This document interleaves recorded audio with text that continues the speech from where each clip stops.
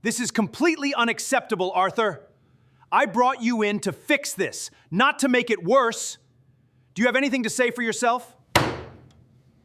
The glass doors of the 40th floor boardroom had never felt so cold. Daniel Reeves stood at the head of the table, his voice rising with every word, jabbing his finger toward the man seated across from him, a man who had built this company from nothing but a rented garage and a dream 30 years ago. What none of them knew was that the elevator behind them had just opened, and the one person whose opinion mattered more than anyone else's in that room was standing silently in the doorway, watching everything unfold. If you believe in kindness, in second chances, and in the quiet power of doing what's right, hit that like button, drop a comment below, share this with someone who needs it, and subscribe to Kindness Corner, because this story is about to remind you why we still believe in good people. Arthur Whitfield had spent 40 years working his way up from the mailroom to becoming the most senior advisor on the executive floor. He wasn't flashy. He didn't chase titles or corner offices. He simply showed up every single day, quiet and steady, mentoring younger employees, remembering everyone's birthday, and treating the janitor with the same respect he gave the board members. But steady kindness, in a world obsessed with results, often gets mistaken for weakness. Daniel Reeves had been CEO for 18 months, and in that short time, he had turned the company culture upside down. He believed fear built performance. He believed humiliation built discipline. And somewhere along the way, he decided that Arthur, gentle, aging, unbothered by office politics, was an easy target. It started small, sarcastic comments in meetings, being left out of important emails, his ideas dismissed before he even finished speaking. But that morning, it crossed a line no one expected. Arthur had proposed a modest change to the client retention strategy, something he'd researched carefully over the weekend, hoping it might ease the pressure on the newer employees who were drowning under impossible quotas. Daniel didn't even let him finish. He stood up, slammed his folder onto the table, and began tearing into him in front of the entire leadership team, calling him outdated, calling him a burden the company could no longer afford to carry. Arthur sat there, hands folded, saying nothing, his eyes fixed on the table as 3 decades of dignity absorbed blow after blow. What Daniel didn't know was that the company's founder and chairman, Nathaniel Cole, had returned early from his trip abroad. He had walked in through the private entrance, planning to surprise the team with news of a new partnership, and instead found himself frozen at the boardroom door, listening to a man he deeply respected being torn apart by someone he had personally hired. For a long moment, Nathaniel said nothing. He simply watched. He watched Arthur's shoulders sink lower with every insult.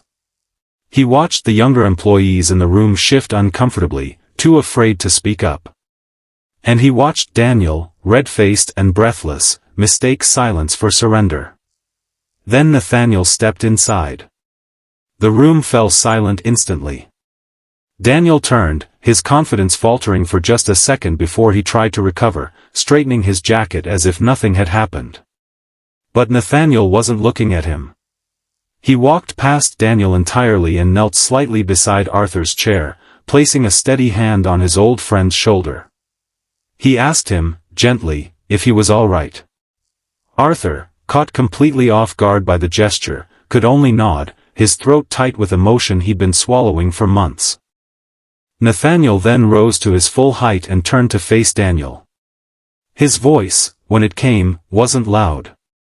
It didn't need to be. He said that he had built this company on the backs of people like Arthur, people who worked with integrity when no one was watching, who lifted others instead of stepping on them to climb higher.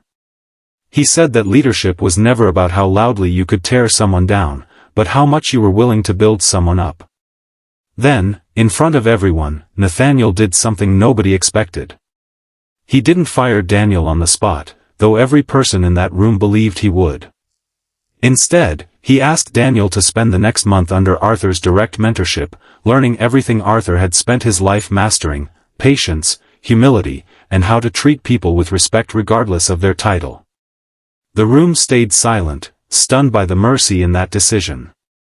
Arthur, tears finally slipping down his weathered face, looked up at Nathaniel with a gratitude too deep for words. Over the following weeks, something remarkable happened. Daniel, humbled and forced to sit beside the very man he had humiliated, slowly began to change. He started listening instead of shouting. He started asking questions instead of making assumptions. And Arthur, true to his nature, never once brought up that painful morning in the boardroom. He simply kept showing up, kind as ever, proving that grace wasn't about forgetting what happened, it was about choosing to build something better anyway. If this story touched your heart even a little, please take a moment to like this video, leave a comment, and share it with someone who needs a reminder that kindness always finds its way back around. Before we close this story, we have a special request. Please type, "Kindness wins," in the comments below if you believe people like Arthur deserve to be seen and protected. By the end of that year, Arthur was named vice chairman of the company, a title created just for him. And every new employee who walked through those doors was told his story first, not as a warning, but as a promise of what real leadership looks like.